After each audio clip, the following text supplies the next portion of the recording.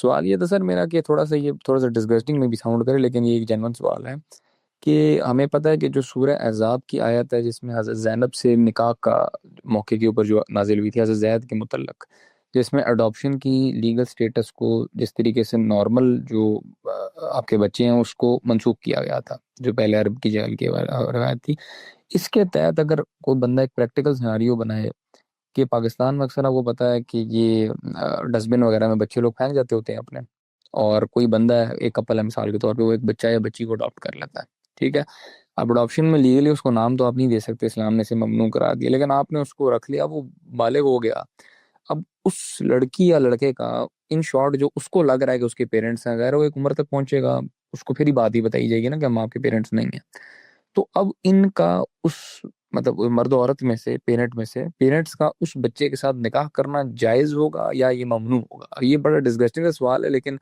اگر یہ جائز ہوگا تو یہ کیوں جائز ہوگا؟ اس کو حرام کیوں نہیں، مطلب حرام کیوں نہیں قرار دیا؟ اندر سے حرام قرار دینا چاہیے تھا ان شارٹ، یار حرام ہوگا تو پھر اس کو آپ وہ جو انجنکشن قرآن کی آیت نازل ہوئی ہے اس سے کیسے ریکنسائل کریں گے آپ؟ Thank you. یا پہلے آپ یہ بتائیں کہ یہ آپ زوم یوزر، آپ کا نام کیا ہے؟ میرا احمد نام ہے سر. احمد بات یہ ہے کہ کوئی ڈسگسٹنگ سوال نہیں ہے یار، یعنی دین کا کوئی سوال ڈسگسٹنگ نہیں ہوتا. بعض ڈسگسٹنگ سوالات کو آپ اپنے ذہن میں اگر پھنسا کے رکھیں گے تو وہ آپ کو مرتے دم تک تنگ کریں گے. So bring them out and let's discuss them.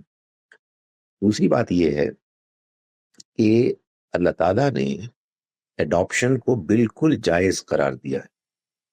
Adoption کے بارے میں اللہ تعالیٰ نے ایک ہی بات بیان فرمائی ہے، اور وہ یہ ہے کہ جس بچے یا بچی کو آپ اڈاپٹ کریں تو اس کے بایولوجیکل فادر کا نام بیان ہونا چاہیے، نون ہونا چاہیے. اگر وہ معلوم نہیں ہے تو پھر فَإِخْوَانُكُمْ فِي الدِّينِ، وہ دین میں تمہارے بھائی ہیں.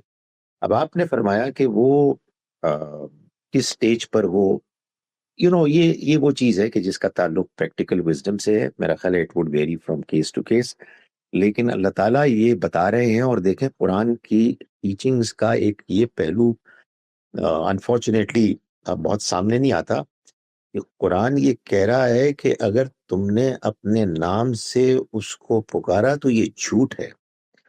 جھوٹ خدا تعالیٰ کے ہاں کسی صورت بھی قابل قبول نہیں ہے. اب رہی یہ بات کہ وہ نکاح کا معاملہ، یار بات یہ ہے کہ ہر چیز حرام حلال نہیں ہوتی، بعض چیزیں بالکل obvious اور امپلائیڈ ہوتی ہیں. جب کوئی بچی یا بچہ ایک ماں باپ کی آغوش میں پلے بڑھے گا تو اس کا کوئی سوال پیدا نہیں ہوتا. یعنی وہ بچہ کیسے بچہ بن کے پلے بڑھے گا کہ جس کے بارے میں جو ایک جذبات ہوتے ہیں کسی بیوی یا شوہر کے معاملے میں، وہ ان دونوں میں سے کسی کیا پیدا ہو جائے. یار ہم نے زندگی بھر یونیورسٹی میں کوئی ایجوکیشن میں پڑھایا ہے، جو لڑکیاں پڑھتی ہیں ہماری بیٹیاں ہوتی تھیں. یار کوئی سوال ہی پیدا نہیں ہوتا. مطلب بندہ اگر اس ذہن کے ساتھ جائے گا تو پھر کچھ بھی نہیں ہو سکتا. سو آئی تھنک یہ جو رشتے ہیں یہ تو اللہ تعالیٰ نے اس لیے بتا دیے کہ یہاں اگر کسی کا انکلینیشن ہونے کا کوئی امکان ہے وہ ختم ہو جائے، کہ وہاں کوئی سوال نہیں پیدا ہوتا.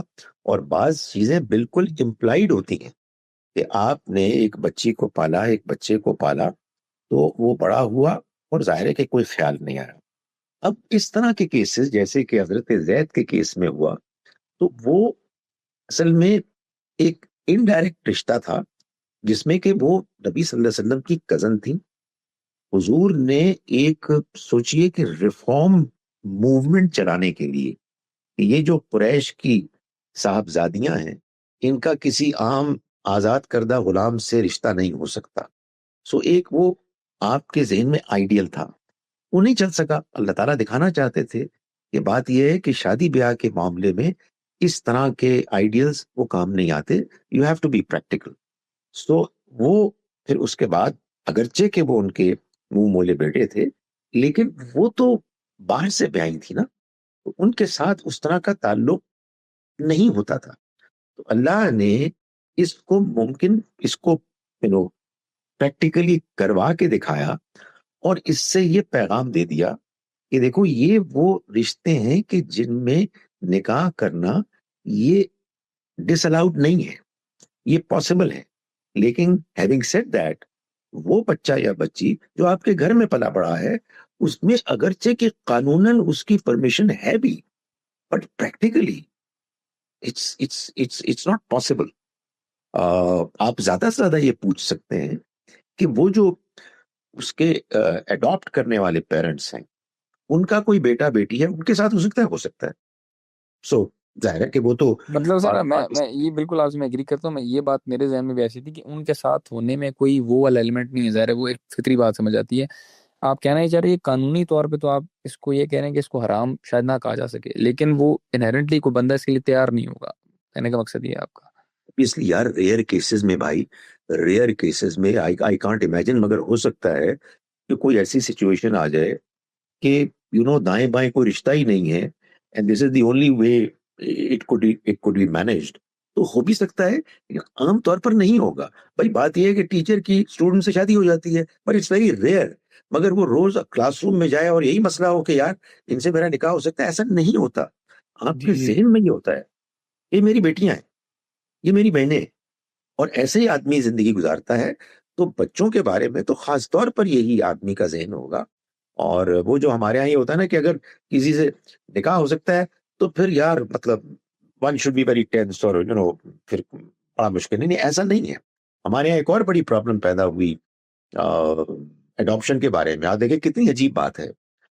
خدا تعالیٰ نے سورہ احزاب میں شروع کی آیات ہیں، پرابلی آیت نمبر 4 ہے یا 5 ہے، غالباً 4 ہے. بڑا کلیئرلی یہ بتایا کہ باپ کا نام لینا ہے، جو کہ اصل میں اعلان تھا اس بات کا کہ تم اڈاپٹ کر سکتے ہو، ورنہ یہ بات بالکل ایبسرڈ ہوتی کہ باپ کا نام لینا ہے. تو یہ اجازت دے دی. مگر ہمارے ہاں بہت سے مذہبی لوگ اپنے مذہبی اوپینین میں یعنی محرم نامحرم کے معاملے میں اتنے ریجڈ ہیں کہ ان کے نزدیک ایک غیر محرم خاتون ان کے سامنے ہی نہیں آ سکتی. تو انہوں نے کیا کہا، انہوں نے کہا اڈاپشن اسلام میں ہے ہی نہیں. Can you imagine? سو ہم کو وہی میں نے ابھی جو ایک سوال کے جواب میں بات کی، ہم کو دین کی انڈرسٹینڈنگ میں ذرا اوپن مائنڈڈ ہو کے بیلنس طریقے سے بات کو سمجھنا ہے، اور ایک پوائنٹ آف ویو کو اڈاپٹ کرنے کے بعد اس کی ایکسٹریم پہ نہیں جانا، دوسروں کی بات سننی ہے. یہ ہو سکتا ہے کہ میں جو بات کر رہا ہوں اس میں بھی کوئی غلطی ہو، تو تھرو ڈسکشن، تھرو ریفلیکشن ہم صحیح بات تک پہنچ جائیں گے انشاءاللہ. جی سر، تھینک یو سو مچ. میں اپنا